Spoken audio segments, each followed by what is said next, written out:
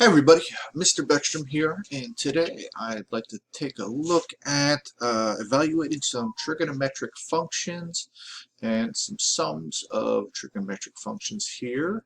So I looked at three examples, and let's go ahead and jump right into it. I also kind of copied over a unit circle to help us out with this. We're looking at some with degrees and some with radians, some that are going to use our unit circle and one that is not. So we will need our calculator for this third one here. So let's kind of jump right into it.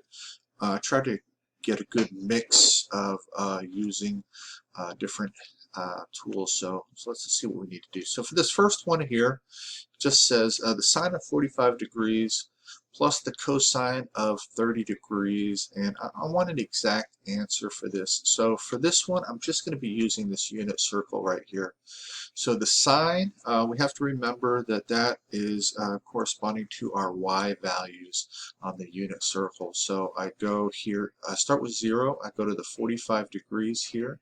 So the sine, I look at the y value at 45 degrees, which is root 2 over 2. So the sine of 45 degrees, so let me go ahead and start here.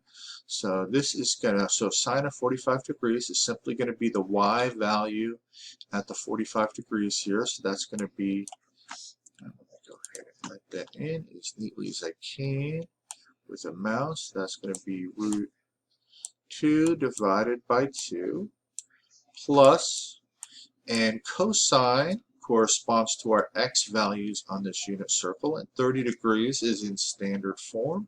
So I just start at 0 and I go to 30 degrees. So I look at my x value here. So that's going to be root 3 over 2.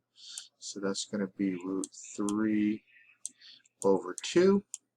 And as we can see, we have a common denominator here. So I can make this nice and neat and put it all as one fraction here. So this can just be left as root 2 plus root 3 over 2. And I know that my math lab will accept it like this because I checked. I don't know if it'll take it as two fractions. It might say to put it under 1, but I know it'll take it like this. All right, so that was a nice and easy one. All right, so this next one is going to be a little bit more difficult. So I'm going to use some space down here. We're going to have to kind of use a little bit more room to kind of evaluate this. So this first one here says 2 times the secant of pi over 4 plus 5 times the cotangent of pi over 6. So let's kind of really write this out to see what they're saying. So this is going to be 2 times, now the secant is really just 1 over the cosine. So I'm going to write this as 2 times 1 over the cosine of pi over 4, the cosine of pi over 4,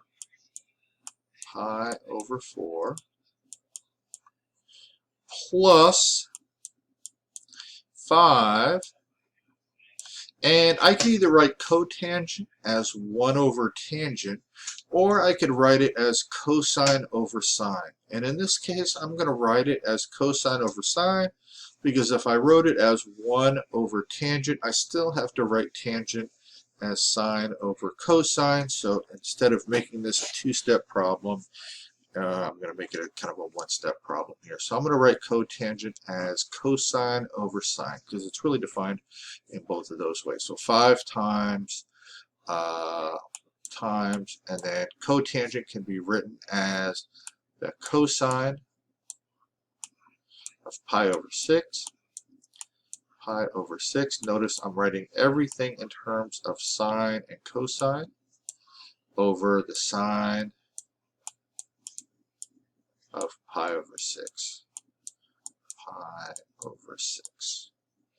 And you'll have to excuse me, it is hard writing with this mouse. Alright, so once I get everything in terms of sine and cosine here, so remember secant is defined as 1 over cosine, cotangent is defined as cosine over sine, then I can start evaluating these things. So this is going to be equal to 2 times 1 over the cosine of pi over 4. Pi over 4 is in radians, so that's equivalent to 45 degrees. It's right here. The cosine corresponds to the x values. That's going to be root 2 over 2. So that's going to be root 2 over 2. So I'm going to substitute that in there. Plus 5 times the cosine of pi over 6. So pi over 6 corresponds to 30 degrees. Cosine corresponds to the x value. So that's going to be root 3 over 2 on the top. Root 3 over 2 on the top. Divided by the sine of pi over 6. We're still at this angle, but sine corresponds to our y value. So that's going to be 1/2 on the bottom. All right. So let's go ahead. When we divide a fraction by a fraction, we can multiply the numerator by the reciprocal of the denominator. So we can keep going here. So this is going to be, equal to, equal to 2 times 1.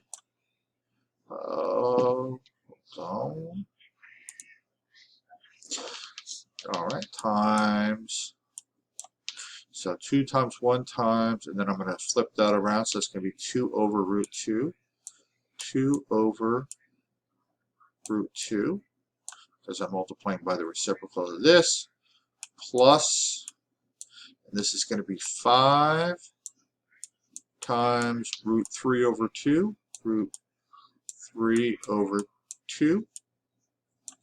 All right, now my stuff is starting to freeze up a little bit. And this is going to be times the reciprocal of 1/2, which is 2. All right, so that 2 will cancel out with this 2. And this is going to be, I'll kind of simplify this down here. So this is going to be 2 times 2, so that's 4 over root 2. 4 over root 2. I'm going to leave a little space here, and I'll show you for a second. Plus 5 root 3. Plus 5 times root 3. And the final thing that we do is we don't like to leave radicals in the numerator. So what we're going to do is called rationalize the denominator. We should have done that when we were in the pre-calculus algebra. So we're going to multiply the top and the bottom by that radical. And when you multiply a radical by itself, it just gets rid of the radical. So on the bottom here, root 2 times root 2 is just 2. But then 4 divided by 2 is just going to be 2. So you're just going to be left with 2 times root 2, because the 4 divided by 2 is going to be 2. So that's going to be 2 times root 2 plus 5 times root 3. And that'll be your final answer there. So a lot of work here for just this number 2. So this will be your final answer here. All right. So with all that work, this last one is super duper easy. So I'm sure you're going to be glad about that one.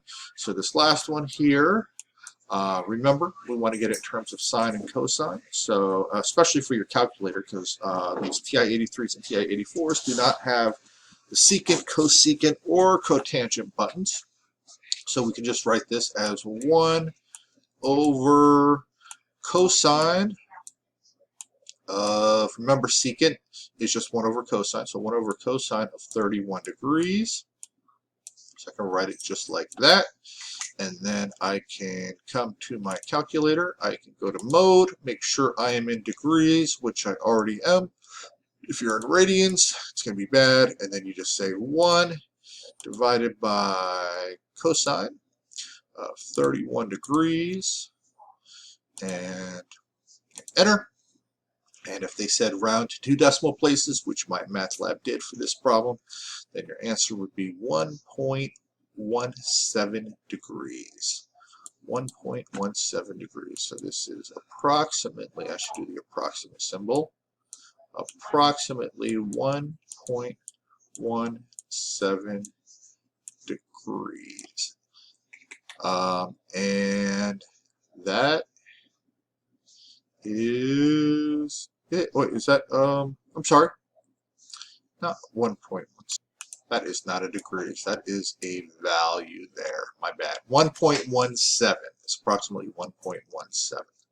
All right. If y'all have any questions, please let me know. You can either send me an email or ask it in the forums. I prefer the forums so everybody can get a chance to respond.